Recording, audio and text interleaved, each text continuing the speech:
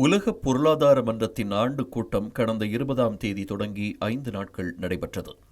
சுவிட்சர்லாந்தில் உள்ள டாவோஸ் நகரில் நடைபெற்ற இந்த கூட்டத்தில் இதுவரை இல்லாத வகையில் மிகப்பெரிய குழுவை இந்தியா அனுப்பியிருந்தது.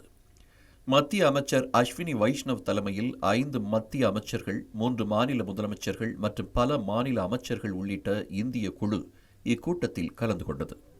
மேலும் சமூக மற்றும் கலைத்துறையைச் சேர்ந்த ஏறக்குறைய 100 சிஇஓக்கள் மற்றும் பல்வேறு துறைகளைச் சேர்ந்த வல்லுநர்களும் கலந்து கொண்டார்கள். உலக பொருளாதார மன்றத்தின் ஆண்டு கூட்டத்தில் இருந்து 20 லட்சம் கோடி ரூபாய்க்கும் அதிகமான முதலீடுகளை இந்தியா கொண்டு வந்திருக்கிறது.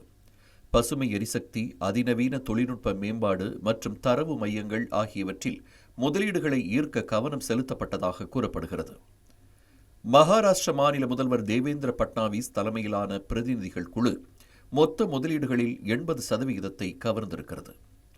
15.7 லட்சம் கோடி ரூபாய் மதிப்புள்ள 61 புரிந்துணர்வு ஒப்பந்தங்களில் மகாராஷ்டிரா மாநில அரசு கையெழுத்திட்டிருக்கிறது. இந்த ஒப்பந்தங்களின் மூலம் 16 லட்சம் வேலை வாய்ப்புகள் உருவாகும் என்று மதிப்பிடப்பட்டிருக்கிறது. தெலுங்கானா மாநில முதல்வர் ரேவந்த் ரெட்டி தலைமையிலான பிரதிநிதிகள் குழு 1.79 லட்சம் கோடி ரூபாய் மதிப்புள்ள 20 புரிந்துணர்வு ஒப்பந்தங்களில் கையெழுத்திட்டிருக்கிறது.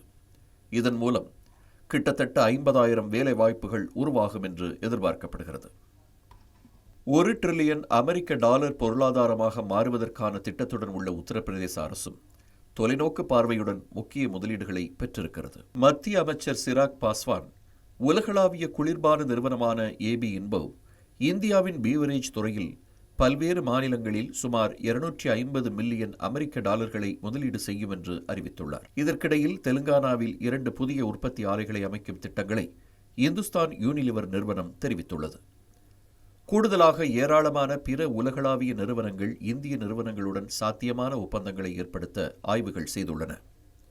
இந்தியாவின் அனைத்து மாநிலங்கள் மற்றும் மத்திய அரசு துறைகளும் இடத்தை பகிர்ந்து கொள்ளும் வகையில் உலக பொருளாதார மன்றத்தின் ஆண்டு கூட்டத்தில் பிரத்யேக 2 அரங்குகள் அமைக்கப்பட்டிருந்தன. மத்திய அமைச்சர் அஸ்வினி வைஷ்ணவ் வழிநடத்திய டீம் இந்தியா தங்கள் திறனை சர்வதேச நிறுவனங்களுக்கு வெளிப்படுத்தியது.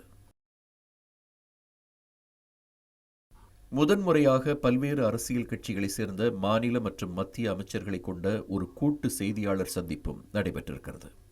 உலகளாவிய புவிசார் அரசியல் மற்றும் புவிசார் பொருளாதார சூழ்நிலையில் மிக முக்கியமான கட்டத்தில் இருப்பதாகவும், இந்தியா அறிவுசார் சொத்துரிமைகளை மதிக்கும் நம்பகமான மற்றும் ஜனநாயக மிக்க நாடாகவும் உருவெடுத்துள்ளது என்று மத்திய அமைச்சர் அஸ்வினி வைஷ்ணவ் தெரிவித்துள்ளார். அமைதி, வளர்ச்சி மற்றும் அனைவரையும் உள்ளடக்கிய வளர்ச்சிக்கான இந்தியாவின் உறுதியை உலகத்திற்கு எடுத்து காட்டியுள்ளதாக மத்திய அமைச்சர் அஸ்வினி வைஷ்ணவ் தெரிவித்துள்ளார்.